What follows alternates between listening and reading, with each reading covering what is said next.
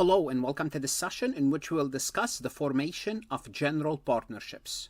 There are many types of partnerships such as general partnership, joint venture partnership, limited partnership, and limited liability partnership.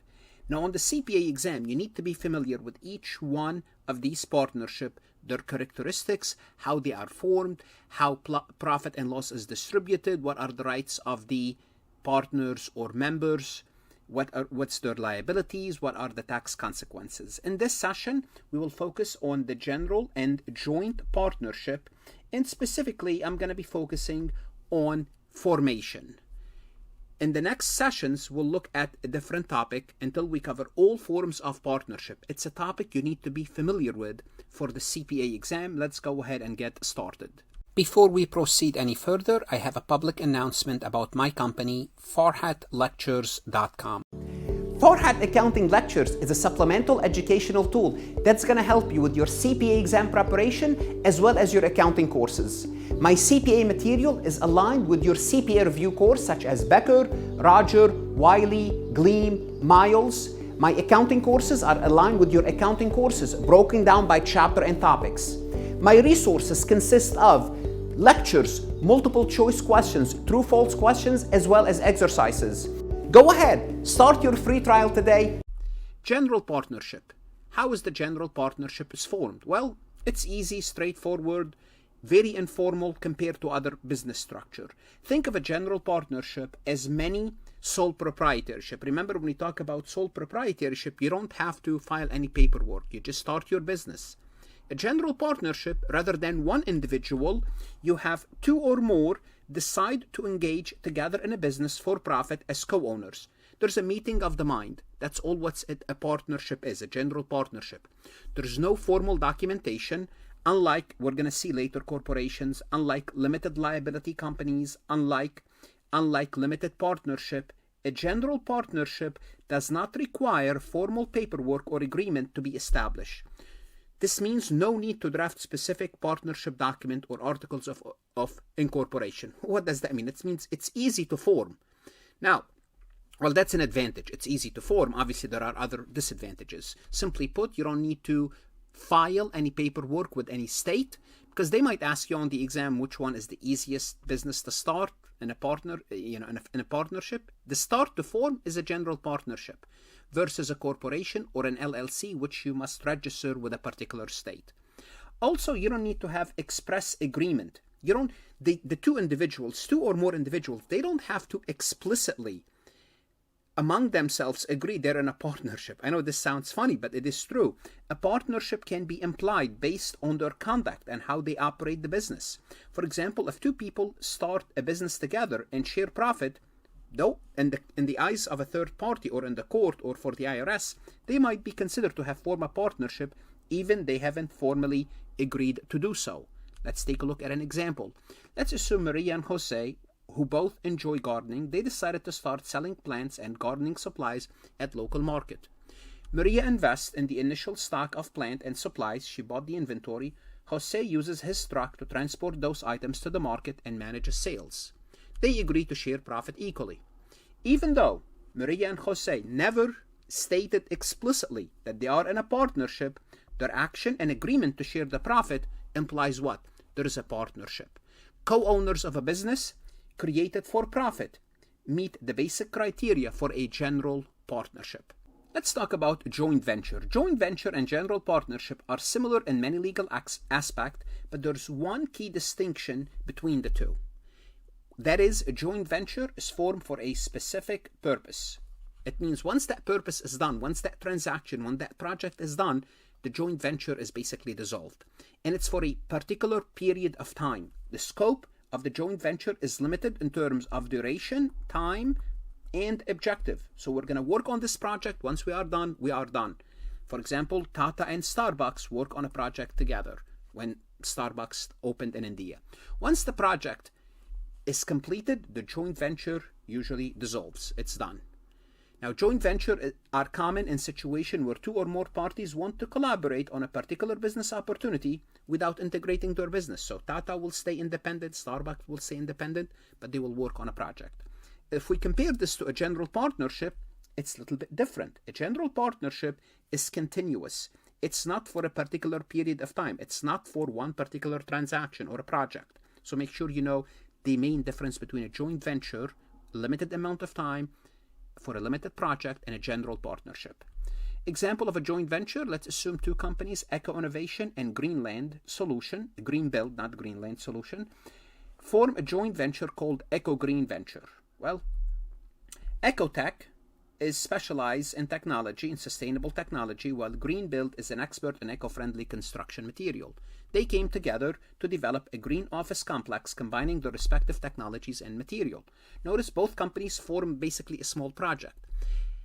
Ecotech provides the technology, Greenbuild supplies the material, and they share the cost, risk, and profit. The joint venture project specific and will dissolve after the office complex is completed. Once they build this office complex, that's it. The relationship between Ecotech Innovation and Greenbuild Solution is gone. It's done. This collaboration allowed them to leverage each other's strength for a common goal without integrating the two businesses. Now, how do we know if we have a partnership? Remember, we may not have an agreement. Sometimes there might be a doubt. Do we have a partnership or we don't have a partnership? When it's uncertain whether we intend to form a partnership, the key factor that we have to look at is if there is an agreement on the share of the profit. The presumption is of any partnership is through profit sharing, because when you go into a partnership with someone, the key is, are you sharing the profit? If two or more individuals are involved in a business arrangement and it's not clear if they intend to form a partnership, the way they handle profit will be the determinant whether they are in a partnership or not. When these individuals, they have an agreement to share the profit from their business, we assume it's a partnership. Why do we assume this? It's based on the idea that sharing the profit is a characteristic activity of a partner in a business. If you're a partner in a business, you want to make a profit. You want to make profit from this business. Therefore, you're a partner. So partners usually contribute to the business, then share the profit. That's what a partnership is. However, this is a presumption, not a definite proof. So if it exists, that's great. Other factors indicate a different type of business relationship. What would that be the case? For example, you could be getting some money out of the partnership, but you don't want to call it a profit. Maybe you lend money to that partnership and they're paying you back. Maybe you are getting paid for your services. Maybe you are paid as an independent contractor. And those, if you are getting paid from that capacity, this is not a partnership. Now, why is this important, whether to determine you are in a partnership or not? Because of liability. If you're a partner and something happened to that partnership, you're a general partner, to be specific, you are personally liable. So that's why it's very important when that's not the case. Well, there's an exception where you have to have a partnership in writing. Typically, creating a general partnership don't require written agreement. As we mentioned earlier, it's very informal, very easy to form. However, the exception is when you intend to have this relationship for more than a year. For that to be enforceable, if you went to the court and make this relationship enforceable, you have to have it in writing, because the statutes of fraud that's required a written agreement of the contract if you're going into a business with someone for more than a year. It mandates the agreement for certain kind of contract to be in writing, including those that cannot be performed within 1 year. If you remember this, I hope you do. Because if you want this agreement to be enforceable, if you go to court, is it in writing? Well, it's not. There's nothing you can do. So while many general partnerships can form and operate based on verbal agreement or implied understanding, a written agreement is required for the partnership expected to last over a year if you want it to be enforceable in the eyes of the law. You can have a general partnership forever. If you don't have written agreement, good luck, enforcing your rights in the court of law. How about taxation? The taxes is a tax flow entity, and this is a huge advantage for a partnership. What do I mean by this? It means, let's assume we have a business, a partnership. The business is gonna, they're gonna have revenues minus expenses, and the business will have net income or profit. Now here's what's gonna happen. The business itself, no taxes. The business itself don't pay any taxes. This income will flow to the shareholders. Let's assume we have 2 shareholders. And let's assume we made $50,000 in profit, and we're gonna distribute the $50,000 equally. 50-50 partnership. Then these individuals, the individuals themselves, pay the tax. This is what we call tax flow entity or tax through entity. It means the partnership, the business itself, don't pay taxes. And this is advantageous because we're paying taxes only once. While partnerships are recognized as entities for many legal and operational purposes, such as owning property, being able to initiate or face lawsuits in their own name, they are not considered taxable entities when it comes to income taxes. What does that mean? It means the partnership itself does not pay income tax. So when we look at these expenses, no taxes, no income taxes to be specific, there might be other taxes. Instead, the profit and loss of the partnership are passed through tax flow to the individual partners, and those individual partners, each one of them will complete their 1040 and they will pay their taxes on their personal income tax return. And we have a huge section about partnership income tax. So this pass-through taxation structure is distinctive feature of how partnerships are treated under income tax law, and it's considered an advantage to operate as a partnership.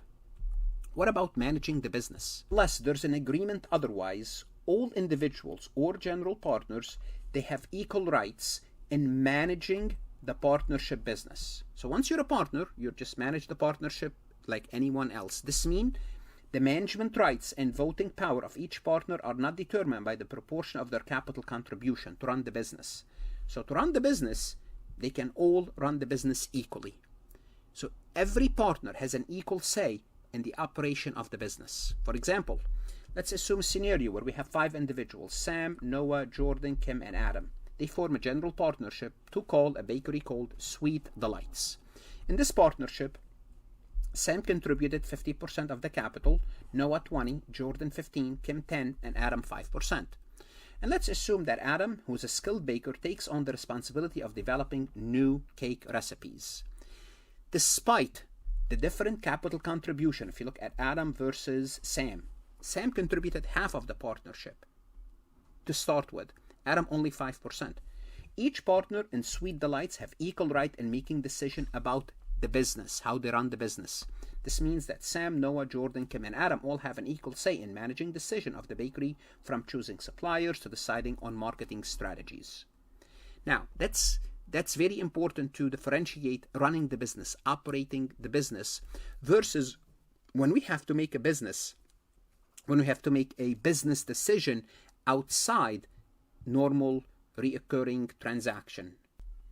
How about decisions outside the normal operating decision? Well, for decisions that fall outside, it means they are not part of the normal operating decision of a business.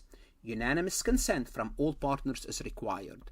And this rule ensures that major changes or significant decision all have the full agreement of the members of the partnership. There are certain decisions, it's not, we don't have, you cannot have equal say. We all have to be on the same page. Unanimous consent from all partners. What are those major decisions? Admitting a new partner. When we bring in a new partner, everyone will have to agree. When there's a trial, if we're confessing any judgment in a legal matter or choosing the option for arbitration instead, we all have to make this decision. All the partners will have to be on the same page. Also, if we're implementing fundamental changes to the business, such as changing the business activity or selling the partnership itself. Example, consider a general partnership formed for A, B, C, and D, Achaia, Blake, Carlos, and Donna, who own a bookstore named Page Turners. In this partnership, day-to-day, like choosing book suppliers, planning promotional events, can be made by a majority vote among the partners. So each one is equally, they can make a majority vote. However, if they consider a major change like transforming the bookstore into a cafe and a bookstore combo, adding a cafe, this decision would require unanimous agreement of all partners, because this is a shift in the business model and it's not a routine decision and impact the fundamental nature of the partnership, necessitating a consent of all partners here. All partners, it's a major business decision. Keep in mind, the partner is an agent of the partnership. The partnership is the principal. So here you have to go back to the agency law that we learn about. So each partner is an agent of the partnership while conducting business related to the partnership. So in this relationship, the partnership is considered the principal. The partnership is the principal, the partners are the agent. This means the action taken by a partner, as long as they appear to be within the scope of the partnership business, can legally bind the partnership. because each partner will have, if not explicit, at least apparent authority in the eyes of others. If you're a partner, you're an owner. You should have explicit and, in the eyes of third parties, definitely apparent authority. Now, if you don't know what apparent authority, you want to go to agency law section. You want to know this for the exam anyhow.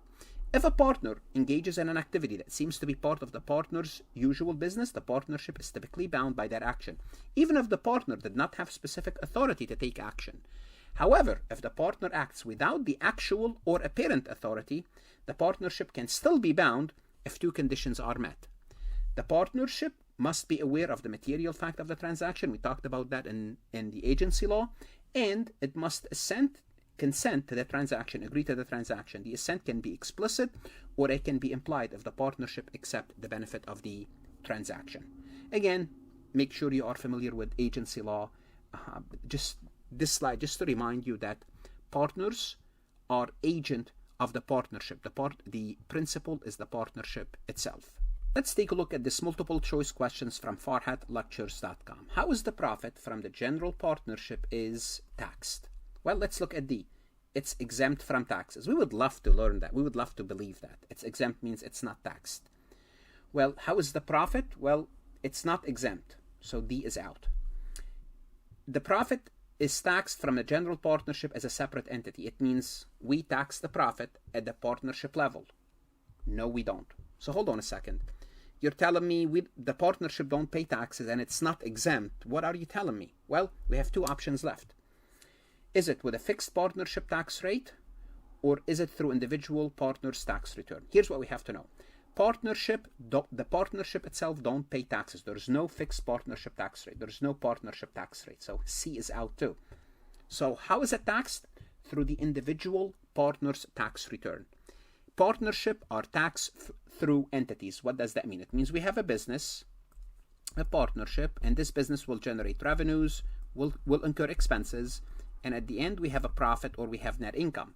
Now this profit will flow through the individuals, and those individuals, they pay taxes on their income tax return, each based on their individual income tax rate. Now how much is distributed? Well, we're going to talk about that in the next session, but this is what we need to understand. It's a tax flow entity, tax through entities. The partnership don't pay the taxes. The individual partners pay the taxes on the profit that's allocated to them. What should you do now? You want to go to Farhat Lectures, look at additional MCQs, whether you are studying for your CPA exam, taking an income tax course, or studying for your enrolled agent. Good luck. Invest in yourself. The CPA exam is worth it, and stay safe.